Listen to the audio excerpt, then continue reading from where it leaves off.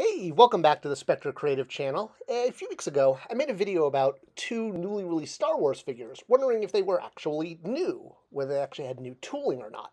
And specifically, besides the R2-D2, which had new legs maybe, the Vader, I wasn't quite sure if it had a new chest armor or not. You can see here in a close-up, you've got A New Hope version on the left and the Return of the Jedi version on the right, showing the difference in the armor that goes on top.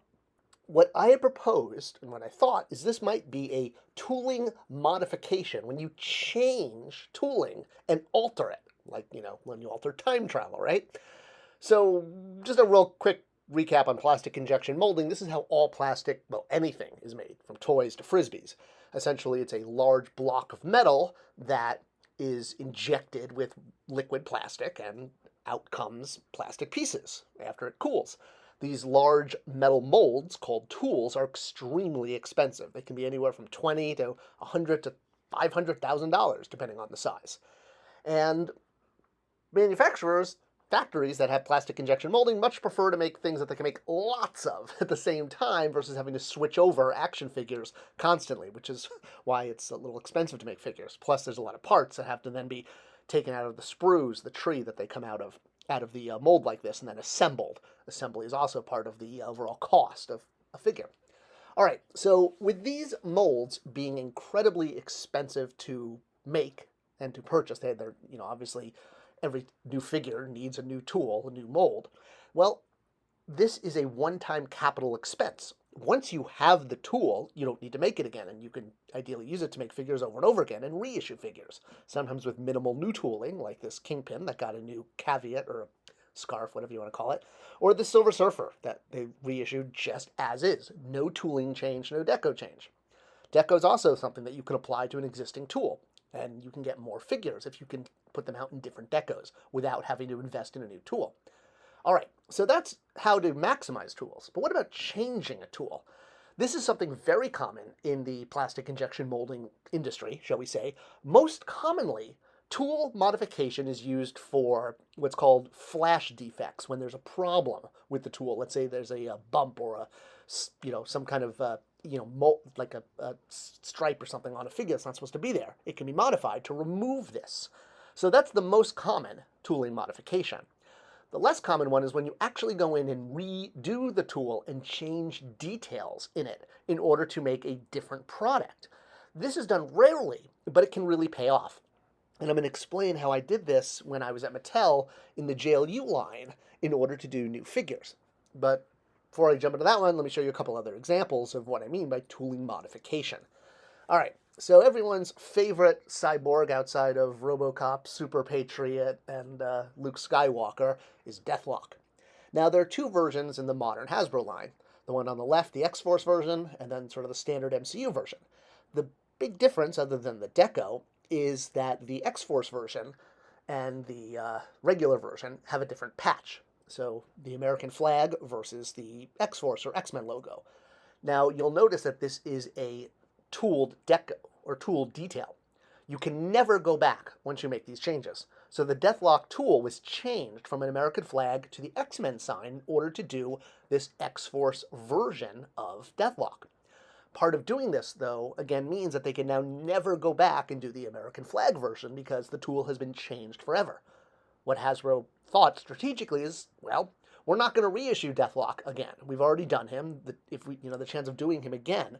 So they're betting on never reissuing that original version, altering the tool permanently in order to do a new version, in this case, Deathlock with an X instead of an American flag on his chest.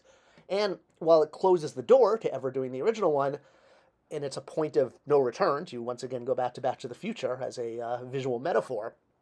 So this is something that I also did at Mattel when I was a brand manager there. So the example I want to show is with Stargirl and Supergirl here. All right, so obviously they use the same body. I mean, that's pretty obvious.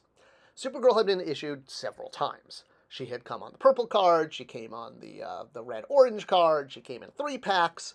She even had different decos, like the silver deco that was done with the Superman and Steel 3-pack. All right, so we knew there were plenty of versions of Supergirl out there. Part of my job when I came into the brand manager of the JLU DC portfolio was getting out lots of new figures, but maximizing the tooling bank. And what I did is I looked at what had been released in the past.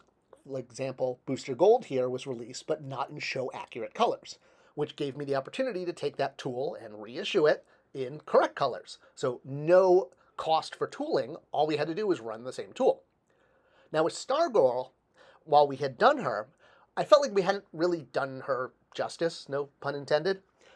She was based on Jeff Johns' sister, who passed away in the Flight 800 accident. And, well, Jeff being a good friend of mine, I really wanted to do this figure right to honor his sister. It was very important to him, and give her her signature accessory, her signature weapon, which in a 3-pack, which is how she was originally offered, couldn't do. So now offering her as a single, not only were we able to give her the star staff that Starman came with, who was already tooled, but it gave us a chance to revisit Stargirl and make her better by removing the S shield from her chest. So the original release, which was just a repaint of Supergirl, still had the S shield etched into her chest. Now, obviously, because Supergirl has now moved on and we're doing the adult version of Supergirl, we're not going to do the young teen version anymore. She's been done over and over again. So it's acceptable then to modify the tool and remove that S shield. And this is what I believe was done with Vader.